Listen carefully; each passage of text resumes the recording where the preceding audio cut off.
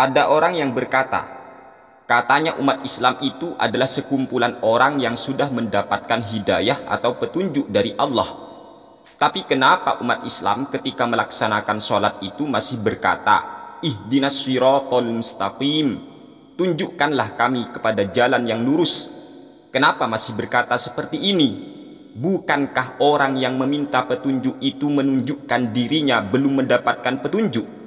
Berarti umat Islam adalah orang-orang yang masih tersesat dong, sehingga masih berdoa di setiap sholatnya agar diberi hidayah atau diberi petunjuk oleh Tuhannya. Teman-teman sahabat Saniuya yang kami sayangi, yakinkan diri kalian semua bahwa kalian sebagai umat Islam adalah orang-orang yang benar-benar telah mendapat petunjuk atau hidayah dari Allah, Tuhannya alam semesta.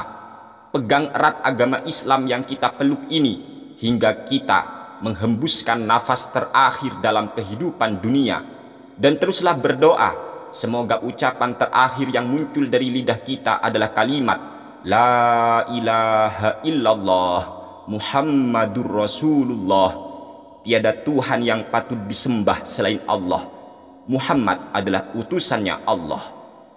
Semoga ini kalimat terakhir yang muncul dari lidah kita, teman-teman. Amin ya rabbal alamin. Sekarang kami akan menjawab omongan orang tersebut, dan kami katakan kepadanya bahwa di dalam memahami ajaran Islam itu jangan mengandalkan terjemahan dari Mbah Google. Bacalah karya-karya dari para ulama dan bergurulah kepada orang yang benar-benar alim agar pemahaman kita tentang Islam ini tidak ngawur. Tahukah Anda ketika umat Islam itu berkata dalam sholatnya ihdinas siratal mustaqim, maknanya bukan tunjukkanlah kami pada jalan yang lurus, bukan gini maknanya, tetapi maknanya adalah tetapkanlah kami pada jalan yang lurus. Jadi tetapkanlah kami pada jalan yang lurus, bukan tunjukkan kami pada jalan yang lurus. Nggak koyok ngene, tetapi maknanya tetapkanlah kami pada jalan yang lurus. Gitu teman-teman ya. Contoh, ada seorang ayah yang berkata kepada anaknya, wahai anakku, tinggallah di rumah ini sampai saya datang lagi. Padahal saat itu anaknya memang sudah ada di rumahnya kok. Tetapi kenapa sang ayah masih berkata tinggallah di rumah ini? Jawabannya tiada lain adalah sang ayah menyuruh anaknya untuk tetap tinggal di rumah sampai ia datang. Kenapa seperti itu? Ya karena memang anaknya sudah ada di rumah. Berarti ketika sang ayah berkata tinggallah di rumah sampai saya datang, pada waktu itu kan anaknya sudah ada di rumah. Berarti maknanya tetaplah tinggal di rumah. Gitu teman-teman ya. Begitu juga dengan doa seorang muslim yang berkata ihdinas siratal mustaqim. Kan orang Islam sudah mendapat hidayah, maka maknanya bukan minta hidayah lagi, tetapi maknanya adalah tetapkanlah kami pada jalan yang lurus.